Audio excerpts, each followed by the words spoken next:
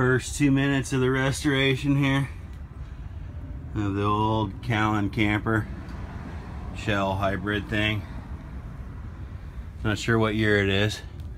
Starting to rip out all the electrical old fixtures and ripping down the paneling, putting all new insulation in, probably new cabinets.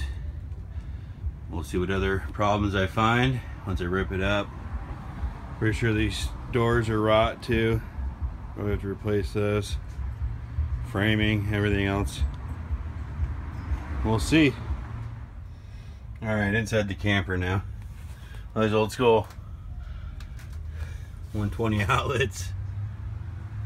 Good light switches and shit. Cabinets. You can see you got some. Just barely started ripping off some of the paneling here. Wood looks to be in pretty decent shape.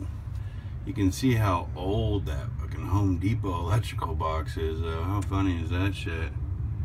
More spider fucking eggs and nests and shit. Got the doors off now. Starting to rip down some of the insulation here. And the paneling, upper paneling. See what we really get ourselves into. Everything doesn't look horrible. There is some water stain damage there.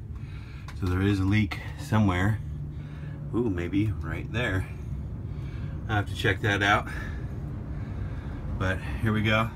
Well, got all the roof paneling out. Gonna start really taking a look. Looks pretty decent. Steel frame. So that's nice. Easy to weld to if I need to make custom mounts or whatever. There's all the fucking insulation. Sorry for my language. All the paneling. Alright, keep going. It's pretty much all of the wood that was inside. Only thing I haven't done are the doors. I just want to make sure the doors still open and close. So I'm going to be wrapping up here for the day. But as you can see, that window came out when I took off the interior flashing. Like, that was really the only thing holding the window, and the initial glue that held it on the outside was all rotted out, which would explain why there's lots of rust in here. Hopefully it's mainly just surface rust, but I will find out once I get underneath it. But for an old camper, it's relatively clean. It's got some rust, as you can see, all by the windows. Rust all by the windows. So that needs, and then here is the worst. This is where the rust is by far the worst.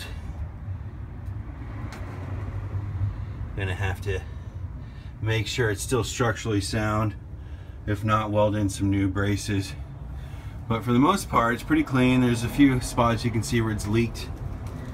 I'll have to make sure to patch everything on the seam there as well. But not too bad for $100, and 24 hours later they wanted $1,500, then they dropped it to $500, and then I got it for $100. But pretty nice. All insulation. Everything's going in the trash right now.